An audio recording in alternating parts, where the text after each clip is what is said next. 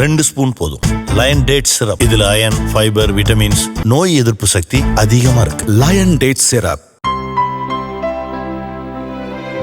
இனிமே கண்ணை மூடிட்டு கடலை எண்ணெய் வாங்கலாம்.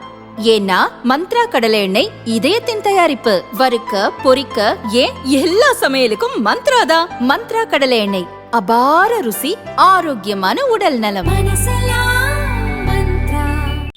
சென்னையில் உள்ள கவர்னர் மாளிகை முன் கடந்த 2023ஆம் ஆண்டு பெட்ரோல் குண்டு வீசப்பட்ட சம்பவம் பெரும் பரபரப்பை ஏற்படுத்தியது.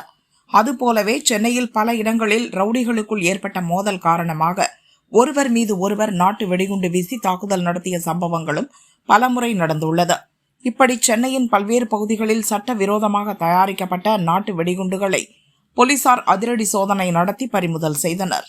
பறிமுதல் செய்யப்பட்ட நாட்டு வெடிகுண்டுகளையும் காலாவதியான வெடிமருந்துகளையும் பாதுகாப்பாக அழிக்கும் போலீஸ் சிறப்பு பிரிவு அடையாறில் செயல்பட்டு வருகிறது. இந்த பிரிவைச் சேர்ந்த அதிகாரிகள் வெடிப்பொருட்களை பாதுகாப்பான முறையில் செயலிழக்கச் செய்து அழித்து வருகின்றனர். அந்த சிறப்பு பிரிவில் இன்ஸ்பெக்டராக பணியாற்றி வருபவர் தங்கேஸ்வரன், வயது 55. இவர் ராணுவத்தில் பணியாற்றி ஓய்வு பெற்றவர்.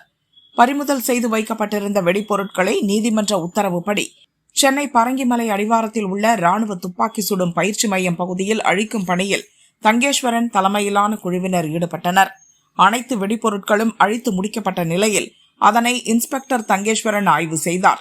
எல்லா வெடிப்பொருட்களும் அழிக்கப்பட்டு விட்டதா என அந்த இடத்தில் சுற்றி சுற்றி பார்த்து கொண்டிருந்தார். அப்போது திடீரென ஒரு நாட்டு வெடிகுண்டு பயங்கர சத்தத்துடன் வெடித்தது. இதில் இன்ஸ்பெக்டர் தங்கேஸ்வரனின் முகம், கைகள் உள்ளிட்ட பல பகுதிகளில் பலத்த காயம் ஏற்பட்டது. சக போலீசார் அவரை உடனடியாக மீட்டு கீழ்ப்பாக்கம் அரசு மருத்துவமனையில் சேர்த்தனர். அங்கு அவருக்கு தீவிர சிகிச்சை அளிக்கப்பட்டு வருகிறது. இதுகுறித்து மீனம்பாக்கம் போலீசார் வழக்கு பதிவு செய்து விசாரணை நடத்தி வருகின்றனர்.